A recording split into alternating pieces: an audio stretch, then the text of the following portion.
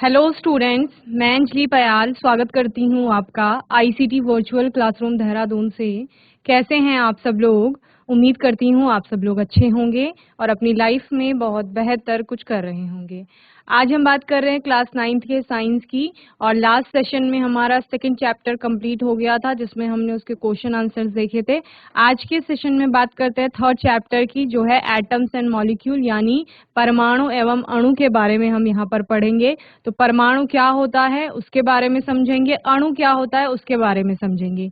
उससे पहले last session में आपने पदार्थ के बारे में बात की थी कि पदार्थ क्या होता है। अब पदार्थ को तोड़कर हम लोग देख रहे थे कि जैसे अलग अलग प्रकार के पदार्थ आपने देखे थे जब आपने उनको वर्गीकृत किया था। वर्गीकरण के पश्चात सभी पदार्थों में एक मूलभूत कण पाया जाएगा जिससे मिलकर वो बना हुआ होगा। उसी मूलभूत कण की हम लोग यहाँ पर बात करेंगे। तो आइए चलते हैं स्मार्ट बोर्ड की ओर। तो बच्चों, थर्ड चैप्टर चल रहा है atoms and molecule. Atoms and molecule को स्टार्ट करने से पहले यहाँ पर कुछ मूलभूत अवधारणाएं हैं जिनको समझना आवश्यक है, ठीक है। जैसे कि हमने बोला कि कोई भी पदार्थ है, आपके पास कोई भी चीज है जिसको आप पदार्थ बोल रहे हैं। पदार्थ क्यों बोल रहे हैं? क्योंकि उसमें द्रव्यमान है और वो आयतन रखता है, यानी कि अगर आप उसका वेट देखें तो आपको वो भी मिलेगा। साथ ही अगर आप कहीं किसी स्थान पर उसको रख रहे हैं तो वो स्थान को आपका स्पेस को ऑक्यूपाई भी कर रहा है, तो इसलिए वो क्या है? मैटर है, आपका पदार्थ है।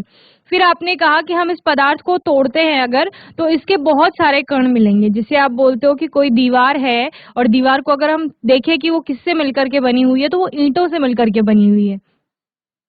तो कुछ ना कुछ बिल्डिंग ब्लॉक्स हैं या कुछ ना कुछ मूलभूत इकाइयां हैं जिनसे मिलकर के आपका जो पूरा पदार्थ है वो बना हुआ है, ठीक है। तो यहाँ पर उस मूलभूत कण को हम परमाणु मान लेते हैं, ठीक है। उस परमाणु की अवधारणा कहाँ से आ रही है वो हम लोग लेके चलेंगे। उससे पहले ये समझना आवश्यक है कि जब भी आप यौगिक और मिश्रणों के बनने की बात कर रहे थे तो वहां पर कुछ नियम होते हैं रासायनिक संयोजन के, क्योंकि आप जब यौगिक की बात करते हो तो वहां पर एक केमिकल कॉम्बिनेशन हो रहा होता है। यौगिक के बारे में आपने यही तो कहा था ना कि दो या दो से अधिक तत्व आपस में रासायनिक रूप से संयोजित होंगे और फिर आपका एक पदार्थ बनेगा जिसको हम यौगिक कहेंगे। तो रासायनिक संयोजन जहां पर हो रहा है वहां पर रासायनिक संयोजन के नियम भी पाए जाएंगे। वो नियम क्या क्या है उनके बारे में हम लोग बात करेंगे, ठीक है। तो अपना चैप्टर स्टार्ट करने में सबसे पहले हम परमाणु और अणु, जो हमारे चैप्टर का नाम है, उसमें सबसे पहले एंटोनी एल लेवोजियर का नाम आता है, जिन्होंने रासायनिक संयोजन के लिए आपके दो महत्वपूर्ण नियम दिए और रसायन विज्ञान की नींव इन्होंने रखी थी उसके बेसिस पर। यानी कि पूरा जो आपका केमिस्ट्री है, रसायन विज्ञान है, वो इन्हीं नियमों के इर्द गिर्द आपका घूमेगा, ठीक है। तो रासायनिक संयोजन, जैसे नाम से ही समझ आ रहा है, केमिकल कॉम्बिनेशन, यानी कंबाइन हो रही हैं वहां पर चीजें आपके। और चीजें क्या है? वो एटम्स है। किसके एटम्स? अलग अलग एलिमेंट्स के एटम है। वो एलिमेंट्स के एटम आपस में जुड़ रहे हैं और जुड़ करके, क्योंकि वहां पर एक केमिकल कॉम्बिनेशन हो रहा है, एक रासायनिक संयोजन हो रहा है, तो जो दोनों आपके परमाणु आपस में जुड़ रहे होंगे उनमें कुछ न कुछ गुणधर्म वहां पर पाए जाएंगे, या वो किन्हीं बेसिक नियमों का आपका पालन करेंगे। उन्हीं नियमों की बात यहाँ पर करेंगे, ठीक है। तो रासायनिक संयोजन के दो मुख्य नियम यहाँ पर बताए गए हैं। पहला है आपका द्रव्यमान संरक्षण का नियम, लॉ ऑफ कंजर्वेशन ऑफ मास जिसे कहा जाता है, और दूसरा आपका स्थिर अनुपात का नियम, लॉ ऑफ डेफिनेट प्रोपोर्शन, ठीक है। तो इन दोनों नियमों के बारे में हम लोग यहाँ पर पढ़ेंगे, ओके। द्रव्यमान संरक्षण का नियम, इसके नाम से ही समझ लीजिए, नाम में क्या है? द्रव्यमान। संरक्षण यानी कंजर्व हो रहा है। जब भी कोई रासायनिक अभिक्रिया होगी या जब भी कोई यौगिक बन रहा होगा, ऑब्वियस सी बात है, अगर कोई रासायनिक अभिक्रिया हो रही है तो कोई ना कोई यौगिक या कुछ ना कुछ उत्पाद आपको मिलेगा। तो अभिक्रिया होती है। अभिक्रिया में मैंने आपको बताया कि अभिक्रिया होने से पहले आपके पास अभिकारक होते हैं और अभिक्रिया जब पूर्ण हो जाती है उसके बाद आपको क्या मिलता है? उत्पाद मिलते हैं। जैसे आपने कहा हमारे पास हाइड्रोजन है और ऑक्सीजन है, ये हमारे पास प्राइमरी आपके प्रोडक्ट के रूप में आप बोल सकते हो, या प्राइमरी रिएक्टेंट्स आप इनको बोल सकते हो। जो पहले आपके पास प्राथमिक रूप से आपके पास क्या थे? दो चीजें थी, हाइड्रोजन और ऑक्सीजन, ठीक है। वो दोनों आपस में जुड़े, कंबाइन हुए एक केमिकल प्रोसेस के थ्रू, देन आपका H2O बना, जल। तो वो फाइनल है, यानी वो प्रोसेस कंप्लीट होने के बाद आपको प्राप्त हो रहा है। समझ रहे हैं? तो हाइड्रोजन और ऑक्सीजन पहले आपके पास थे तो वो अभिकारक हैं। जब अभिक्रिया हो गई उसके बाद आपको जल मिला तो जल आपका क्या है? उत्पाद है। तो इस प्रकार कुछ आपके पास अभिकारक थे, कुछ आपके पास उत्पाद है। तो यहाँ पर द्रव्यमान संरक्षण का नियम कहता है कि अभिकारकों का जो कुल द्रव्यमान होता है वो संरक्षित रहता है, यानी वो उत्पादों के कुल द्रव्यमान के बराबर होगा। ठीक है, यही द्रव्यमान संरक्षण का नियम है। या कोई भी रासायनिक अभिक्रिया हो रही होती है तो वहां पर द्रव्यमान आपका संरक्षित रहता है। द्रव्य ना तो नष्ट होता है, नहीं उसे उत्पन्न किया जा सकता है। ओके, चलिए। तो किसी अभिक्रिया में क्रिया कारकों का कुल द्रव्यमान जो होता है, क्रिया कारक कौन, किसी भी अभिक्रिया में क्रिया कारक यानी जिसको हम अभिकारक कह रहे हैं या रिएक्टेंट्स कह रहे हैं, ओके, उनका जो कुल द्रव्यमान होता है वो एवं उत्पादों का कुल द्रव्यमान, यानी जो अभिक्रिया से पहले थे आपके पास उनका कुल द्रव्यमान और अभिक्रिया होने के पश्चात जो उत्पाद मिले उनका कुल द्रव्यमान क्या रहता है? बराबर रहता है। और बराबर क्यों है? क्योंकि आप कह रहे हो कि ना तो कुछ नया बन रहा है और ना ही कुछ नष्ट हो रहा है, तो इसीलिए वो क्या हो रहा है? कंजर्व हो रहा है मास आपका, अर्थात द्रव्यमान में ना तो वृद्धि होती है और ना ही कमी आती है, यानी वो कैसा रहेगा?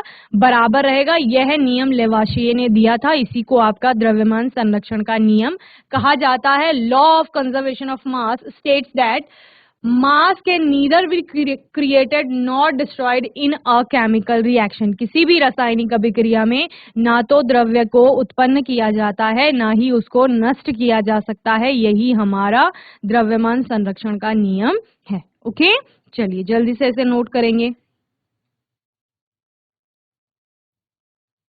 उदाहरण के लिए जब लकड़ी जलती है तो कालिख, राख और गैसों का द्रव्यमान चारकोल के मूल द्रव्यमान और पहली बार प्रतिक्रिया करने पर ऑक्सीजन के बराबर होता है। इसका मतलब क्या है? देखो, लकड़ी जला रहे हो आप लोग, तो एक तो आपके पास लकड़ी है, दूसरा आपके पास ऑक्सीजन भी होगी।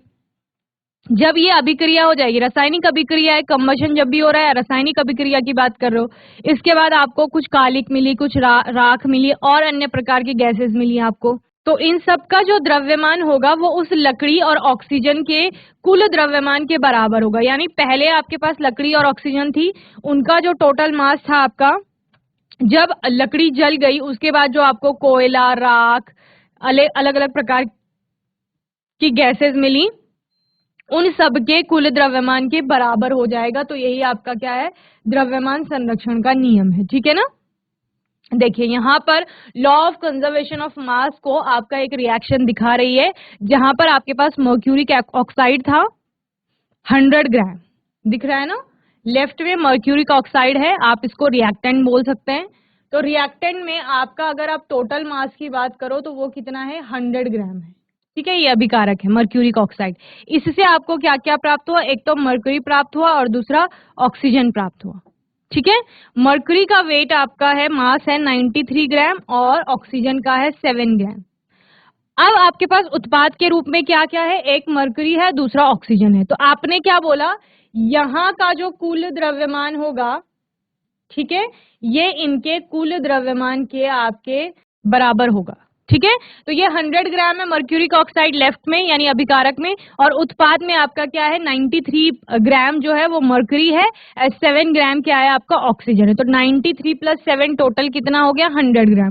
तो आपको दिख रहा है कि अभिकारकों का जो कुल द्रव्यमान है ये उत्पादों के कुल द्रव्यमान के बराबर है। दोनों जगह 100 ग्राम आपका जो मास है वो आ रहा है, यानी जो मास है उसको कंजर्व कर रही है रिएक्शन अपने आप में, कोई करवाता नहीं है। हर जो भी रिएक्शन हो रही होगी, कोई भी जो केमिकल रिएक्शन हो रही है वो स्वयं से इस नियम का पालन करती है। ओके, द्रव्यमान संरक्षण के नियम का पालन करना होता है। तो वो पालन कब कर पाएगी? जब आपकी जो इक्वेशन है वो आपको बैलेंस्ड होते हुए दिख रही है। तो बैलेंस इसीलिए किया जाता है क्योंकि वो द्रव्यमान संरक्षण के नियम का पालन कर रही है, इसलिए, या उसको द्रव्यमान संरक्षण के नियम का पालन करना है। ओके, चलिए एक और एग्जाम्पल ले लेते हैं इसका। 10 ग्राम कैल्शियम कार्बोनेट है आपके पास,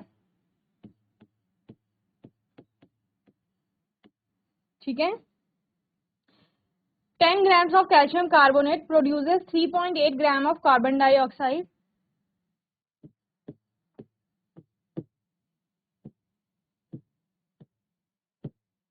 and 6.2 gram of calcium oxide.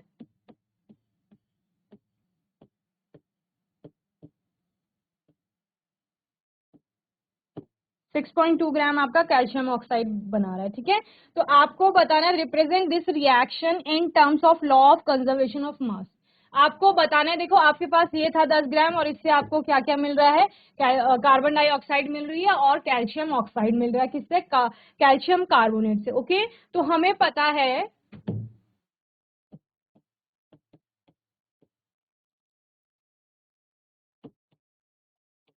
According to law of conservation of mass, यानी द्रव्यमान संरक्षण के नियम के अनुसार क्या होता है, मास ऑफ रिएक्टेंट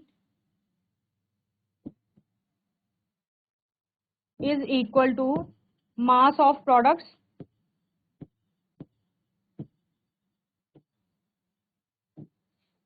तो मास ऑफ रिएक्टेंट्स क्या है, 10 gram of calcium carbonate is equal to mass of product में क्या आएगा,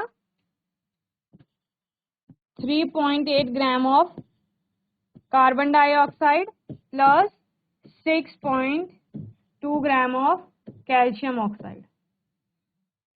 डन। तो यहां पर क्या आ जाएगा आपका, 10 ग्राम ये हो गया है और 3.8 प्लस 6.2 कितना हो जाएगा, ये भी 10 ग्राम।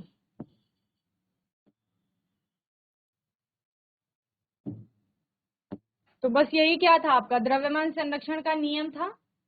यही आपका द्रव्यमान संरक्षण का नियम था, जहां पर आपने बोला कि जो अभिकारकों का कुल द्रव्यमान होगा वो उत्पादों के कुल द्रव्यमान के बराबर होगा। तो अभिकारक यहाँ पर कैल्शियम कार्बोनेट था, जिससे आपको उत्पाद कार्बन डाइऑक्साइड और कैल्शियम ऑक्साइड मिल रहा था।